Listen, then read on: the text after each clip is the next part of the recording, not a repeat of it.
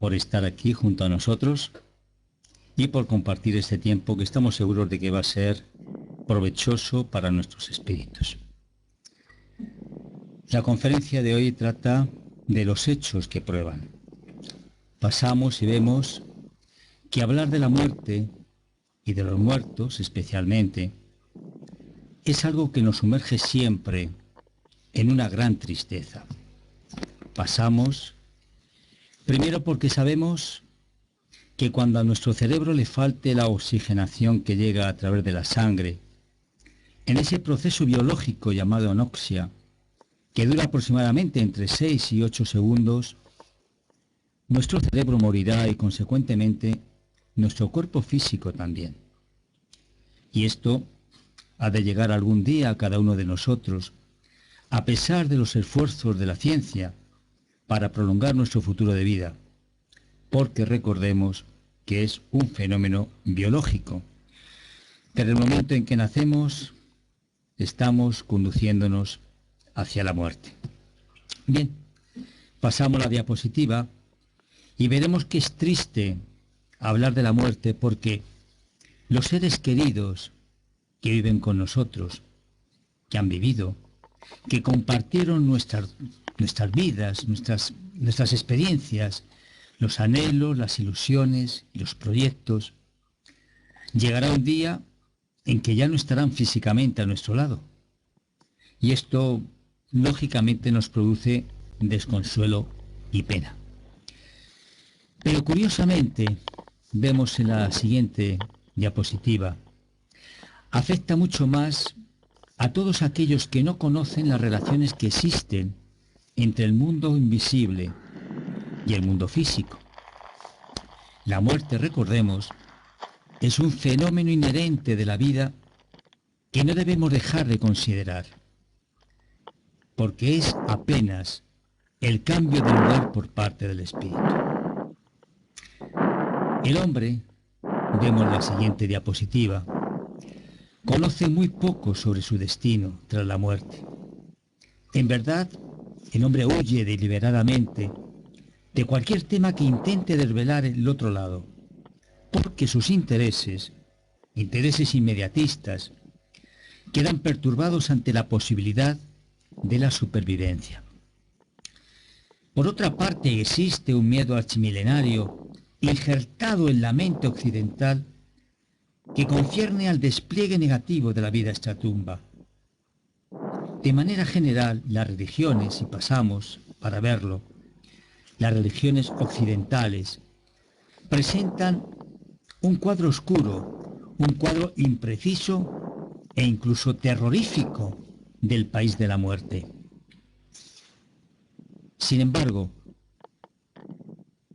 hablar en estos días de la muerte es encender una luz de esperanza. Sí, encender una luz de esperanza. Y para ello debemos comenzar diciendo que la continuación de la vida es una realidad y que vamos a aportar en esta noche varios datos constatados que confirman este comentario. Vemos con la siguiente diapositiva que si desde la más tierna edad se crease el hábito o la costumbre de meditar, considerando que la conciencia no muere, que la conciencia permanece, la muerte perdería su efecto tabú de aniquiladora y odiosa destructora del ideal, del ser, de la vida. El tradicional enigma de lo que sucede después de la muerte debe ser de interés relevante para el hombre, sobre todo porque debe encontrar el hombre el camino para descifrarlo. Entramos en la siguiente diapositiva y vemos que la curiosidad por lo desconocido, la tendencia de investigar los fenómenos, son atracciones para la mente que el hombre debe aspirar a sondear para conocer qué es lo que ocurre al otro margen de la vida. Y es de allá, precisamente, del otro margen de la vida, que han estado viniendo inagotables informaciones, noticias, nuevos desafíos, demostrando a todos, la indestructibilidad de la vida, rompiendo el engañoso silencio y el falso reposo de los fallecidos. Vemos que fueron aquellos que atravesaron la frontera, aquellos los que volvieron para aclarar el acontecimiento mortuario, hablando de la inmortalidad del alma a la que ellos habían retornado. Sus lecciones propiciaron el surgimiento de la fe religiosa, de los cultos, aún de los más extravagantes, de algunas filosofías, pero no superando nunca a la doctrina espírita presentada por el gran pedagogo francés que vamos a verla aquí ahora, inspirada por los espíritus superiores. Allan Kardec entrevistó espíritus diversos, espíritus de categorías diferentes, captó con muy buen sentido la vida en el más allá y trató de mostrarle al hombre en dónde están sus verdaderos intereses ante la certidumbre de la supervivencia de la muerte. Y Kardec demostró que la educación integral del hombre en la tierra solo será posible cuando la inmortalidad y la reencarnación formen parte de sus bases y premisas. Pasamos y vemos que el resultado de perfeccionadas observaciones, de experimentos de laboratorio, han probado la sobrevivencia del ser a su descomposición orgánica, demostrando que hay transformación, nunca aniquilamiento, porque la conciencia sobrevive al instante final. A lo largo de los años, muchos científicos, se han consagrado al estudio de los fenómenos de la supervivencia a la muerte corporal, al punto de haberse efectuado ya en Brasil y demostradas públicamente a través de la televisión, materializaciones tangibles del espíritu. Según los trabajos de investigación del doctor Joseph Ryan, en el laboratorio de parapsicología de la Universidad de Duke, en el norte de California, en Estados Unidos, ya se han colocado en el plano científico, en forma probada, los fenómenos de materialización de cuerpos fluídicos, probando así la existencia del alma después de la muerte física. Los fenómenos mediúnicos de ectoplasmía, estudiados por el Premio Nobel de Fisiología de 1913 Charles Richet, de evidencia, de psicofonía, de psicografía y los más modernos estudiados por la metaciencia, que se valen de complejos aparatos como son el espiricón y biocón. Ellos atestiguan la continuidad e independencia del espíritu a la muerte del cuerpo. Vamos a ver ahora un aparato como es el espiricón.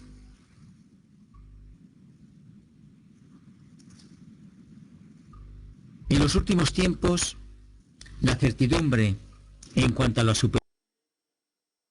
supervivencia aumenta día a día. Y a medida que las evidencias se consolidan, se han ido incorporando diversas observaciones que así lo confirman. Y citemos, por ejemplo, la observación de los recuerdos de episodios vividos en épocas anteriores que apuntan hacia la reencarnación a través de la regresión hipnótica realizada por reconocidos profesionales clínicos. El conocido actor norteamericano Glenn Ford,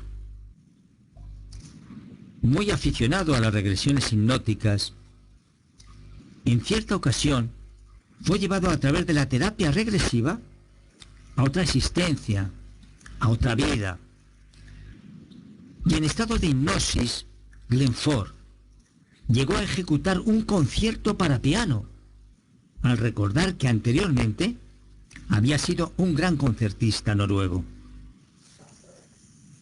En otra ocasión, se manifestó a través de la hipnosis un soldado francés, hablando en francés de la época del rey Sol, del rey Luis XIV. Y lo más curioso y significativo fue que al ser estudiado por los lingüistas, su lenguaje y forma de expresión correspondía plenamente con el que se utilizaba en aquella época. Hemos de recordar que Glenn Ford, por ser norteamericano, hablaba en inglés. Bien, esta información que acabamos de transmitir ahora ha sido confirmada oficialmente, existiendo una amplia documentación que verifica dicho fenómeno. Las investigaciones sobre los niños que recordaban haber vivido en la Tierra una vida anterior a la actual, realizadas por el que fue director del Instituto Indiano de Parapsicología, profesor Amendra Nath Banerjee, que dejó reflejadas en su libro Evidencias de la memoria extracerebral, así como del doctor Ian Stevenson, director de la División de Parapsicología del Departamento de Psiquiatría de la Universidad de Virginia en Estados Unidos, que relató en su trabajo 20 casos que hacen pensar en la reencarnación, que por cierto está publicado en España desde hace varios años. Del fundador del Instituto Brasileiro de Pesquisas Psicobiofísicas, profesor Hernani Guimarães Andrade, que nos habla en su obra Muerte, Renacimiento, Evolución, una biología trascendental, de que la vida no comienza en la cuna y termina en la sepultura, como atestiguan los materialistas. Así como los estudios con base científica nos confirman sorprendentemente la correlación entre las marcas y defectos de nacimiento de los niños investigados y las sufridas por aquellos que tuvieron personalidades anteriores, existiendo claras coincidencias.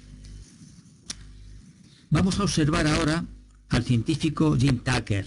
Bien, Jim Tucker es un psiquiatra clínico de la Universidad de Virginia que ha estudiado y que ha documentado más de 2.700 casos sucedidos en Asia, en África Occidental, América del Sur y Estados Unidos, destacando entre otros muchos los niños que vamos a ver ahora, Gus Ortega y Ian Hagedorn, en Estados Unidos.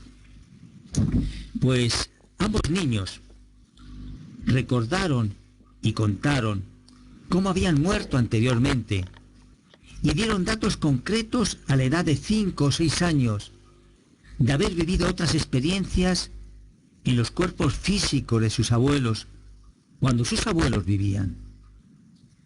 Citemos que el abuelo de Gus Ortega murió de un infarto y el del otro niño, de Ian Hagedorn, de un tiro en el corazón cuando era policía, su abuelo. Ambos niños y ambos abuelos, antes de que los dos niños nacieran. El profesor Erlendur Haraldsson, psicólogo de la Universidad de Islandia, se trasladó a Sri Lanka para estudiar sobre la niña Diluxi Nisanka. La vamos a ver ahora en pantalla, que continuamente manifestaba que no se sentía parte de su familia actual. Bien, Diluxi recordaba haber muerto ahogada de pequeña en otra aldea, recordaba a otros padres, recordaba a otros hermanos de los que sentía añoranza. Pues bien, después de diversas entrevistas e investigaciones realizadas por el profesor Erlendur Haraldsson, localizaron por fin a la familia anterior de Diluxi, situada a 600 kilómetros de distancia de la ciudad donde vivían estos actualmente.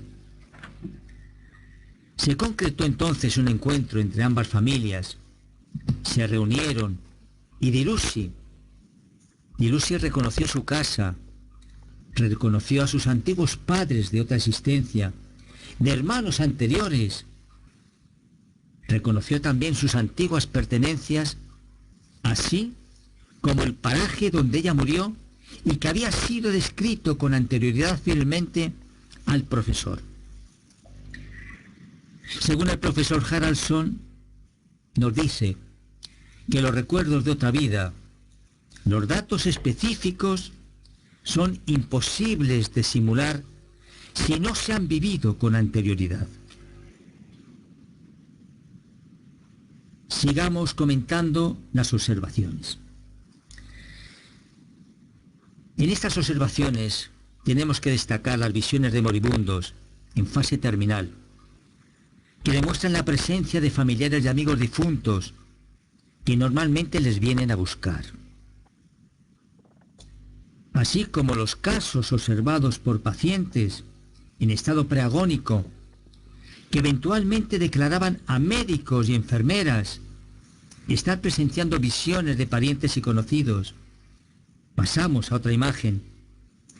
También reconocían paisajes y seres extraños que los dirigían a un plano de existencia diferente, encontrándose confundidos por el contraste de las visiones, según sus creencias naturalmente, ya que esperaban encontrarse el paraíso o el infierno que les habían inculcado algunas religiones. En las observaciones encontramos las experiencias de casi muerte, las ECM, durante las cuales el resucitado permanece consciente y es capaz de captar otro nivel de existencia en el más allá, y relata posteriormente lo que él observó durante su muerte aparente. Vemos que la muerte ya no es la misma. Hoy en día, un corazón parado no significa que su dueño vaya necesariamente a pasar para el otro lado. Gracias a una serie de procedimientos médicos y de un aparato llamado desfibrilizador, que lo vemos en pantalla ahora seguidamente, una parte razonable de los pacientes dados como muertos han sido resucitados, ¿sí? Resucitados en las unidades de terapias intensivas de todo el mundo. Y varias de esas personas tienen historias para contar. Son historias que desconciertan a la ciencia, con preguntas muy difíciles de responder y que solo ahora comienzan a ser respondidas. Citaremos tan solo una de los 344 casos estudiados por el prestigioso cardiólogo Pim van Lommel, efectuados en el Hospital Registijn de Holanda.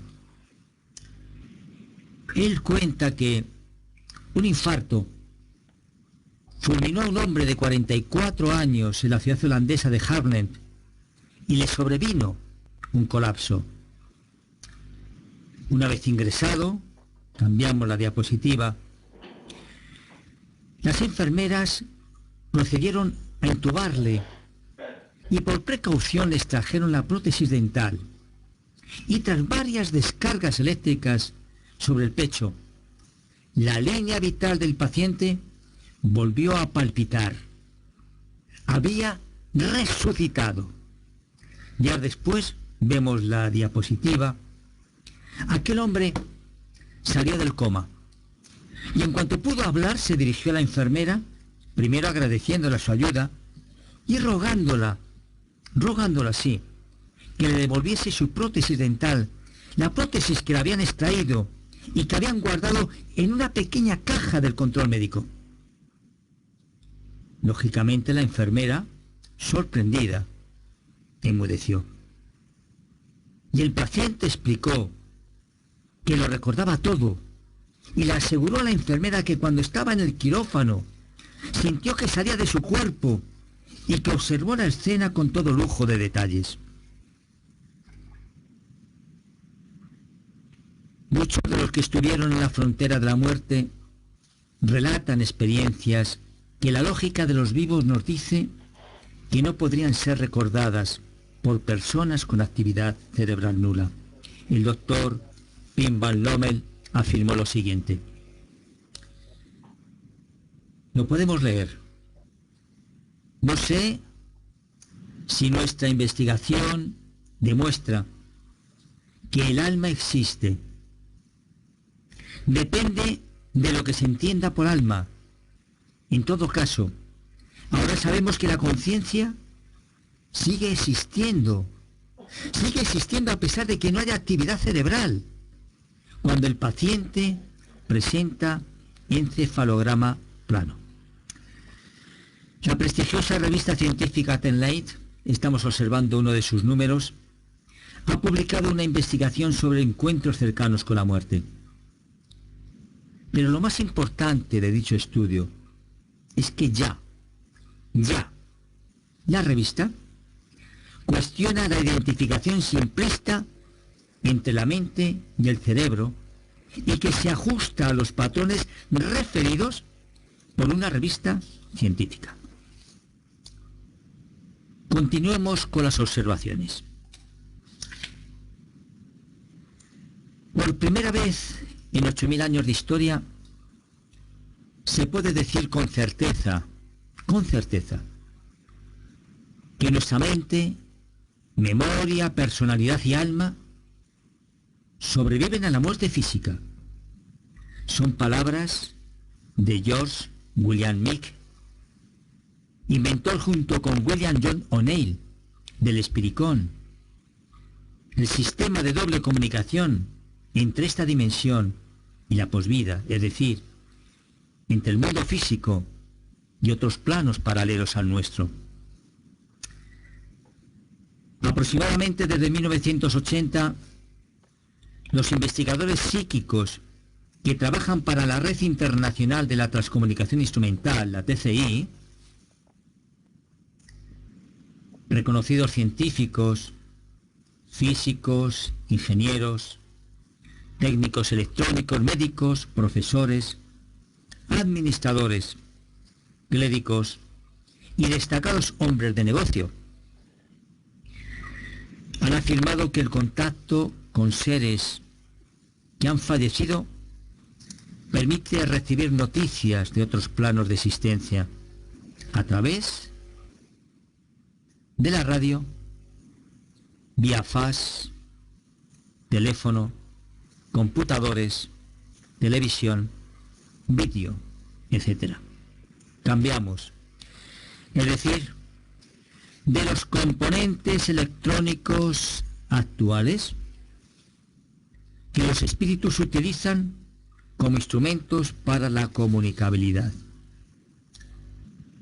Pasó el tiempo de las mesas danzantes, de la plancheta y de tantas y tantas cosas que quedaron en el olvido.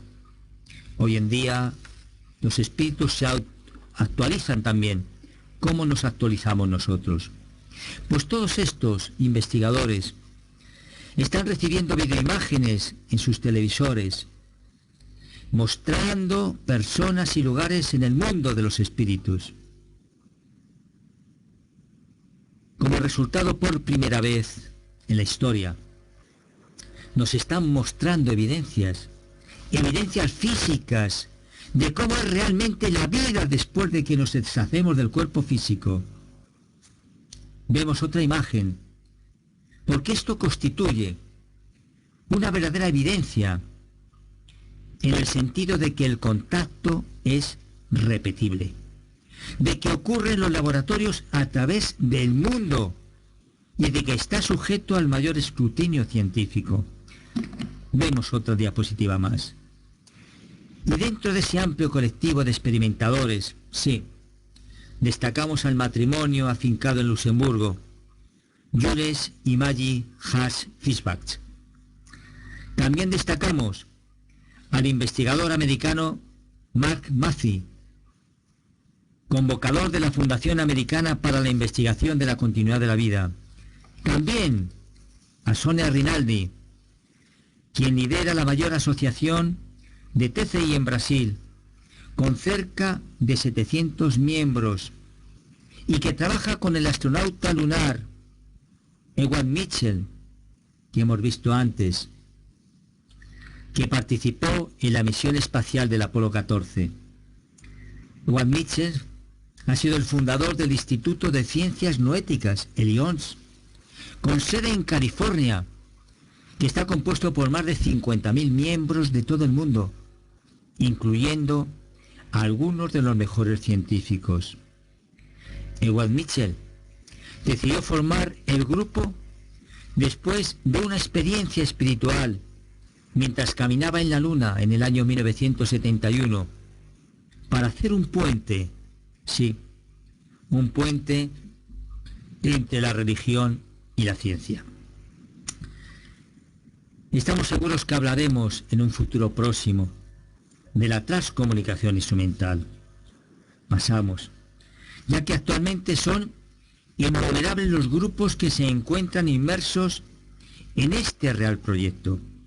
Basta citar, por ejemplo, lo estamos observando ahora, que existen en las universidades de Brasil cerca de 1000 cátedras dedicadas a este apasionante tema.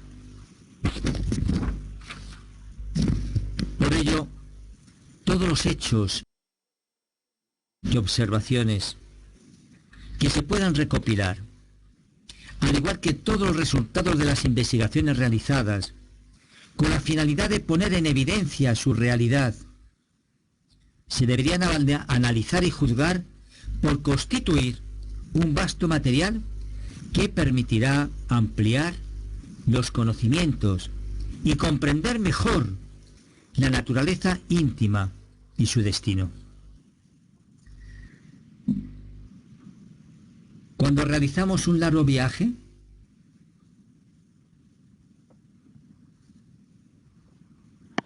¿qué es lo primero que hacemos?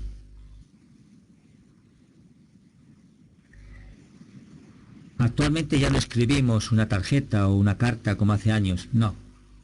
Hoy llamamos a través del teléfono, enviamos un SMS diciendo: sigo vivo, he llegado bien, vinieron a buscarme, estoy aquí.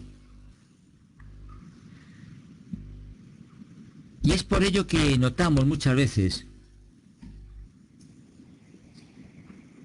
la presencia de los seres ausentes, que se manifiestan a través de la vibración, que se manifiestan a través de una sombra, de una visión, y también cuando soñamos con ellos, porque es una forma de reunirnos con nuestros seres queridos al otro lado de la vida. La mediunidad que ha existido siempre, y que recordemos que el espiritismo no es dueño de la mediunidad, puesto que la mediunidad ha existido desde que el hombre es hombre, es una de las bases más firmes para la comprobación científica. Mediante sus variadas manifestaciones de evidencia, de psicofonía, de psicografía, materialización, etc., los espíritus nos hablan, los espíritus se identifican, verificando de que la vida continúa y que los muertos siguen viviendo, a pesar de ese comentario tan extendido por aquellos que no se informan debidamente de que nadie ha venido para contarlo. Pues sí, se han venido para contarlo y vienen. Thomas Alva Edison dijo: es razonable suponer que si hay personalidades desencarnadas y si ellas logran comunicarse e influir en los vivos, lo podrán hacer con alguna frecuencia. Sí, palabras del gran inventor norteamericano Thomas Alva Edison, que diseñó un aparato precisamente en su tiempo, principios del siglo XX, para contactar con el mundo espiritual. A lo largo de más de 70 años, miles de personas han recibido mensajes psicografiados por Francisco Cándido Xavier. En el grupo espiritista de la Plegaria en Uberaba, en estado de Minas Gerais. Brasil. El hombre de la voz afable, el hombre que Brasil aprendió a amar y que fue propuesto Premio Nobel de la Paz en el mismo tiempo que la Madre Teresa de Calcuta. Ponía la mano en la frente, como vemos en la imagen, cerraba los ojos y su lápiz se deslizaba suavemente sobre el papel. Queremos ver la siguiente imagen, por favor. Sirviendo de puente entre los vivos y los llamados muertos. Era una persona que había muerto, la que enviaba un mensaje para alguien, para un ser querido.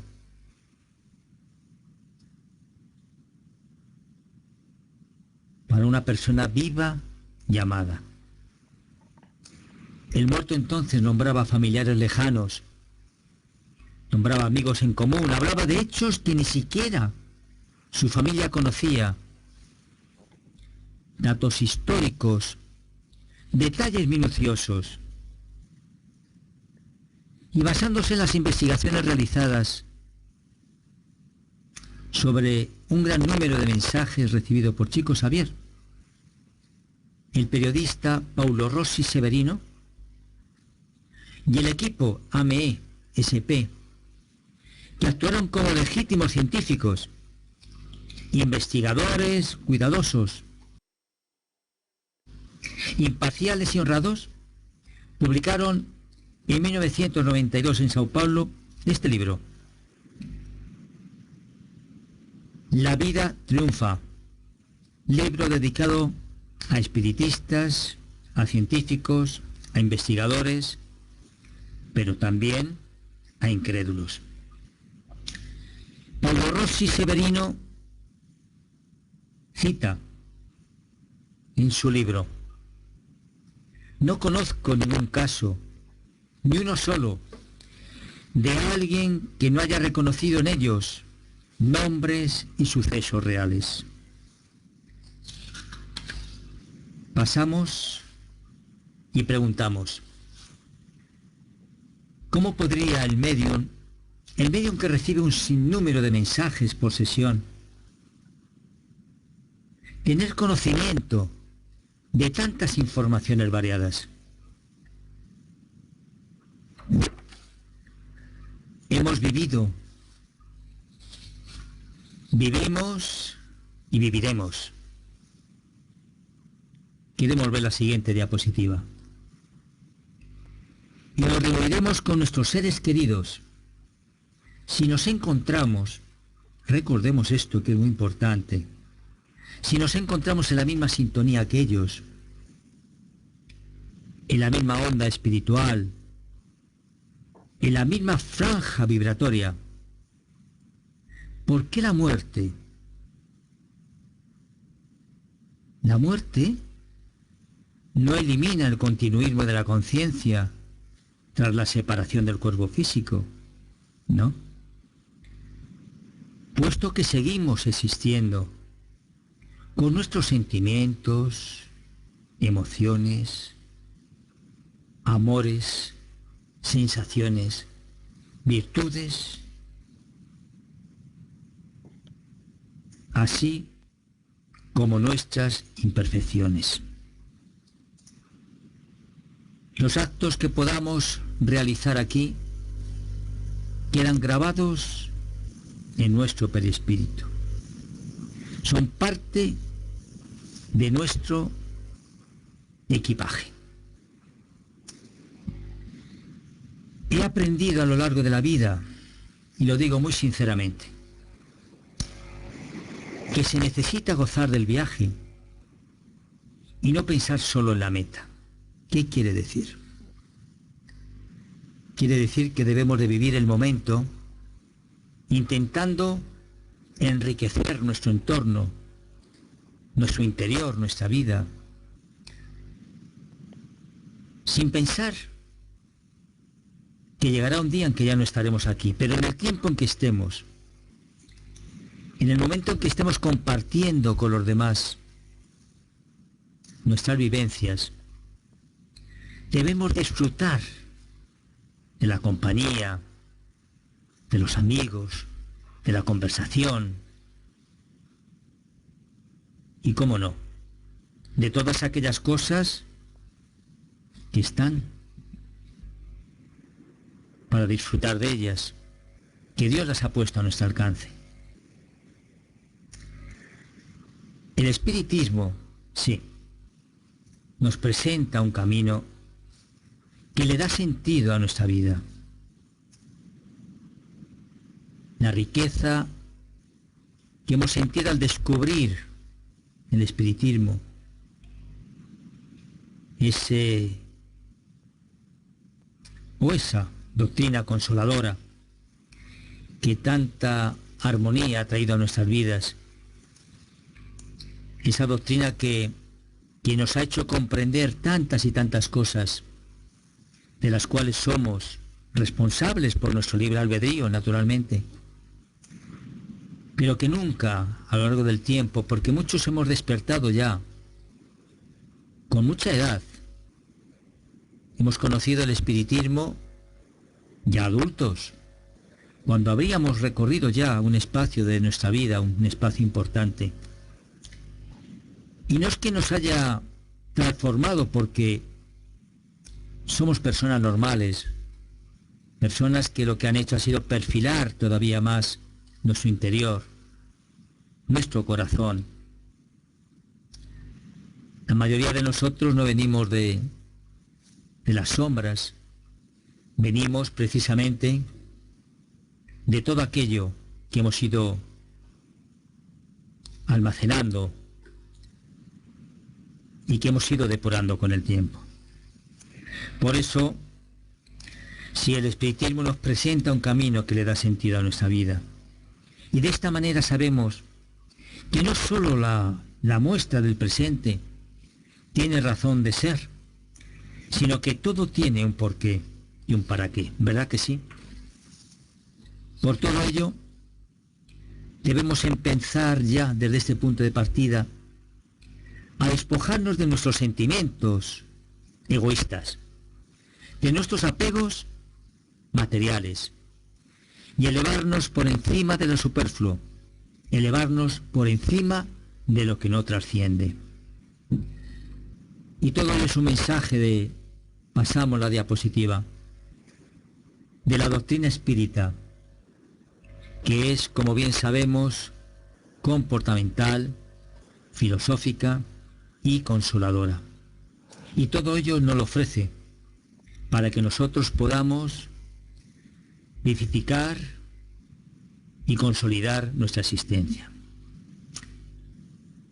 Muchísimas gracias a todos por la atención, por habernos estado acompañando, y ahora estoy a vuestra disposición para todo aquello que queráis consultarme.